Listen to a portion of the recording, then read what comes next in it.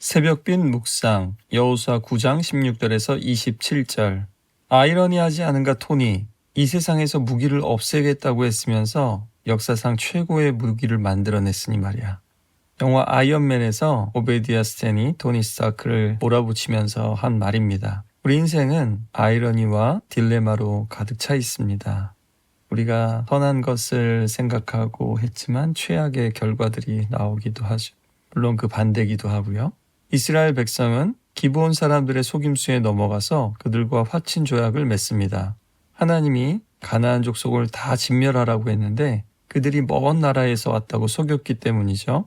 오늘 그들은 딜레마에 빠졌습니다. 원래 하나님의 명령을 따라서 기브온 사람들을 멸해야 할까요? 아니면 하나님의 이름으로 맹세한 그 약속을 지켜야 할까요? 이것은 쉬운 문제가 아닙니다. 어느 쪽을 선택해도 하나님의 명령을 어기게 되는 상황이 되어버린 거죠.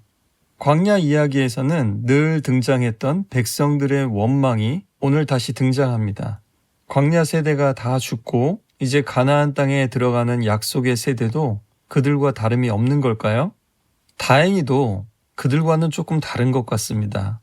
그전에는 하나님의 말씀을 불순종하면서 또 하나님을 원망하면서 불평을 했지만 이번에는 하나님의 명령을 지켜야 되는데 지키지 못하게 되어서 불평하고 있습니다. 26절에도 여호수아가 기브온 사람들을 이스라엘 사람들부터 건져서 죽이지 못하게 했다라는 것을 보면 지금 백성들은 지도자나 여호수아와 달리 기브온을 쳐야 된다라고 생각했다라는 것을 알 수 있습니다. 이스라엘 사람들은 자신들이 기브온에게 속았다는 사실에 분노했을 테고요. 한편으로는 가나안을 진멸하라는 하나님의 말씀을 지키고자 이들을 죽이고자 했습니다. 이러지도 저러지도 못하는 상황에서 또 이것도 저것도 하나님의 말씀을 어기는 것 같은 이런 상황에서 지도자들은 다시 한번 분별해야만 했습니다. 족장들은 이런 결론을 냅니다. 하나님의 이름으로 맹세를 깨트릴 수는 없다. 백성들의 원망에도 불평에도 그들은 흔들리진 않았습니다. 다행히 족장들이 빨리 정신을 차린 것이죠. 맹세는 지켜야만 한다는 겁니다. 하나님처럼. 이삭이 야곱에 대한 축복을 속임수가 있었음에도 불구하고 취소할 수 없었던 이유도 같은 이유입니다. 족장들은 지금 맹세를 어기면 하나님의 진노가 이스라엘에게 임할 것이라고 말합니다. 게다가 맹세를 어기면 이방인들 앞에서 하나님의 이름으로 맹세했기에 하나님의 이름을 욕되게 할 것이라고 합니다.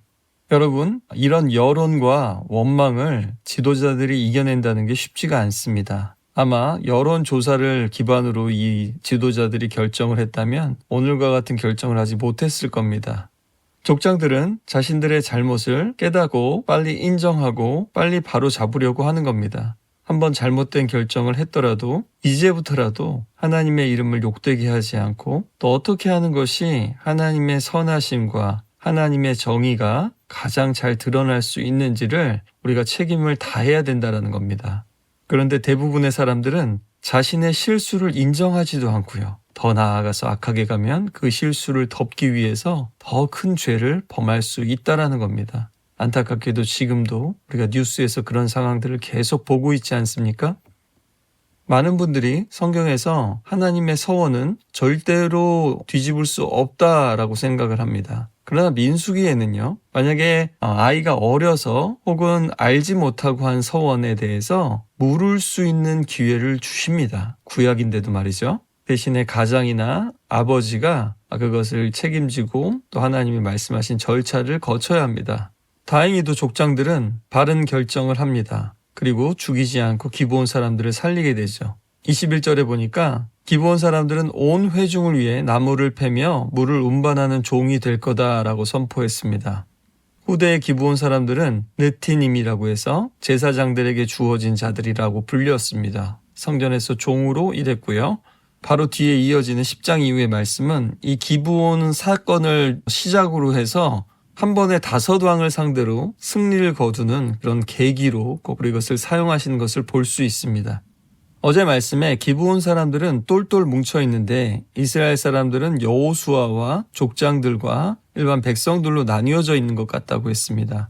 오늘도 보면 족장들과 백성들의 그 분열이 극에 달했다가 다시 봉합이 되고 다시 이제 여호수아가 등장합니다. 여호수아가 여기서 굉장히 중요한 일을 바로잡습니다. 또한 그러니까 족장들도 자신들이 할 수 있는 최선의 일을 했지만 또 여호수아만이 볼 수 있고 분별할 수 있는 일이 있었던 것이죠. 다행히 23절에 보니까 너희가 저주를 받나니 너희가 대를 이어 종이 되어 다 내 하나님의 집을 위하여 나무를 패며 물을 깃는 자가 되리라. 족장들은 지금 백성들이 원망을 하고 있으니까 온 회중을 위해서 백성들을 위해서 나무를 패고 물을 운반하는 종이 되니까 어떻게 보면 무리에게 만족을 주고자 했던 그런 빌라도의 모습과도 같을 수도 있는 것이죠. 그러나 여호수아는 다시 한번 선을 분명히 긋고 있다라는 겁니다. 이들은 원래 진멸돼야 되는 여리고처럼 완전히 하나님께 바쳐야 되는 그런 존재들인데 우리가 속아서 이들을 살렸기 때문에 그 저주는 여전히 유효할 뿐만 아니라 이들은 살아있더라도 하나님을 위해서 바치는 존재가 되어야 한다라는 것입니다. 여호수아는 먼저 기브온 사람들을 불러다 놓고 그들이 속인 일이 잘못된 것이라는 것을 분명히 지적하고 그들의 인정과 자백을 받아냅니다. 그 결과 그들이 나무를 깎고 물을 나르는 종살이에 저주를 받았다는 점을 강조합니다. 여호수아는 족장들의 결정을 그대로 이어가지만 그러나 백성을 위한 것이 아니라 내 하나님 집을 위한 것으로 다시 못을 박았습니다.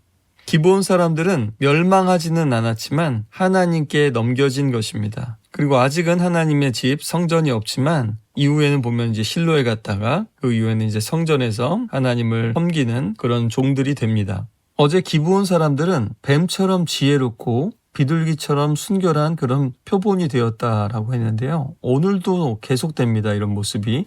이제 여호수아가 깨닫고 속인 것을 이제 알고서 불렀더니 24절에도 뭐라 그러냐면요.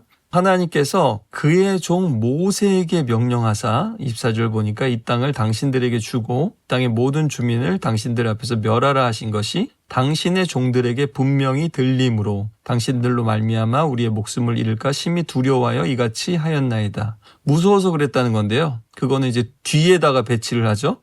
먼저 누구를 끌어들이고 있습니까? 모세를 끌어들이고 있습니다. 근데 모세가 누구라고 표현합니까? 여호와의 종이라고 묘사하고 있습니다. 게다가 자신들은 당신의 종들이라고 하면서 모세와 이스라엘 백성들과 자신을 이렇게 연결하고 있다라는 것이죠. 그리고 하나님께서 행하신 일을 듣고 모세의 명령을 듣고서 거기에 반응하고 응답했다라고 말하고 있습니다. 앞서서 그들은 여호와 하나님의 이름 때문에 하나님 여호와의 이름 때문에 이스라엘에 합류하게 되었다라고 처음에 이제 속이면서 얘기를 했었는데요. 오늘은 모세의 말을 믿었기 때문에 이 일을 행했다라고 합니다. 그러면서 이제 우리가 당신의 손에 있으니 당신의 의향에 좋고 옳은 대로 우리에게 행하소서. 25절에 이렇게 얘기하는데요. 이 표현도 신명기와 여호수아에서 계속해서 하나님께서 가나안 백성을 멸망시키려고 그들을 이스라엘 손에 넘겨주셨다라는 그 표현입니다. 여호수아 앞에 선 기브온 주민들은 속임수로 언약과 맹세로 죽임은 면했지만 다시 한번 그 맹세와 언약의 보호 아래에 있는 자기 자신들을 보아달라는 그런 표현입니다. 그리고 무엇이 선하고 옳은 일인가를 다시 한번 여호수아와 이스라엘 사람들이 생각하도록 촉구하고 있습니다. 얼마나 아이러니합니까? 이스라엘을 이렇게 해도 저렇게 해도 하나님 말씀을 어길 수 없는 입장에 몰아넣어 놓고는 이제 당신의 의향에 옳은 대로 또 선한 대로 행해달라고 합니다. 비록 그들은 속임수를 썼지만 결국 하나님의 권위를 인정하고 이스라엘 공동체의 일부로 또 가장 중요한 중심으로 받아들여지는 계기가 됩니다. 하나님께 가장 가까운 곳에서 섬길 수 있는 기회를 얻게 된 것이죠. 이 저주는 어떻게 보면 가장 놀라운 은혜였습니다. 시편 84편 10절에서 다윗은 이렇게 고백했습니다. 주의 궁정에서의 한 날이 다른 곳에서의 첫날보다 나은즉 악인의 장막에 사는 것보다 내 하나님의 성전 문지기로 있는 것이 좋사오니. 어떻게 보면 기브온의 이야기는 다윗의 이 한 줄 고백으로 압축될지도 모르겠습니다. 정말 하나님의 이야기는 기묘합니다. 오늘도 이스라엘의 실수조차도 하나님의 선하심과 정의와 구원을 이루는 도구로 다시 한번 사용하고 계십니다. 기브온 사람들은 결국 이스라엘과 함께 하나님을 섬기는 사람들이 되었고요. 느헤미야 시대의 성벽을 재건할 때 누구보다 헌신적으로 참여했습니다. 바벨론 포로기 이후에도 여전히 하나님의 성전을 섬기는 사람들로 기록됩니다. 땅의 모든 족속이 너로 말미암아 복을 얻을 것이다 라는 아브라함에게 주신 약속이 이루어지고 있습니다. 여러분, 우리는 연약하고 실수하고 넘어질 수 있습니다. 그러나 하나님의 은혜는 우리의 실수를 뛰어넘어 그 실수를 통해서도 역사하십니다. 이 기브온의 이야기는 우리의 실수도 이 세상의 속임도 하나님의 섭리를 막을 수 없음을 다시 한번 보여줍니다. 이스라엘 사람들은 속았고 넘어졌지만 하나님께 묻지 않았던 그 실수를 인정하고 그때부터라도 하나님 앞에서 선하고 정의로운 일을 선택하려고 애씁니다. 그리고 바른 선택을 했습니다. 하나님은 이 상황을 통해서 기브온 사람들을 구원하셨고 이스라엘 백성에게는 다시 한번 귀한 교훈을 주셨습니다.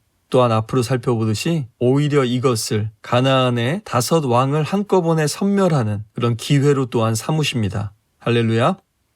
중요한 것은 우리가 세상 사람들처럼 자신의 잘못을 인정하지 않고 계속 덮으려고 하는 바로 거기에 있습니다. 그러나 바로 그럴 때 우리의 선택이, 우리의 반응이 하나님의 하나님 되심을 더 잘 드러낼 수도 있고 하나님의 이름을 욕되게 할 수도 있다는 것을 기억해야 합니다. 그리고 우리는 하나님 앞에서 한 약속을 정말 소중히 여겨야 할 것입니다. 그러나 우리가 약속을 어겼다고 해서 부끄러워하고 물러갈 것이 아니라 다시 한번 하나님 앞에 그 잘못을 인정하고 이스라엘에게 길을 내어주신 것처럼 우리도 바른 길로, 선한 길로, 바른 선택으로 인도해 주시기를 간구하며 나아가야 할 것입니다. 논리학에는 딜레마의 뿔이라는 표현이 있습니다. 이러지도 저러지도 못하게 만드는 바로 오늘과 같은 상황을 묘사하는 말이죠. 딜레마의 뿔을 해결하는 방법은 2가지입니다. 딜레마의 뿔을 잡든지 아니면 뿔 사이로 피하든지. 어떻게 보면 오늘 하나님은 이스라엘 사람들에게는 그 뿔을 잡게 하시고 기브온 사람들에게는 뿔 사이로 피할 수 있는 길을 내어주신 것만 같습니다. 우리가 생각하는 꼼짝달싹 못하겠고 이러지도 못하고 저러지도 못하겠고 이것도 하나님이 기뻐하시지 않는 것 같고 저것도 기뻐하시지 않는 것 같고 그런 상황 속에 처할 때 오늘 이 말씀을 기억하면서 하나님 이 딜레마의 뿔을 잡아주십시오. 피난처 되신 하나님 이 딜레마의 뿔 속에서 피할 길을 내어주십시오. 함께 기도하며 나아갔으면 좋겠습니다.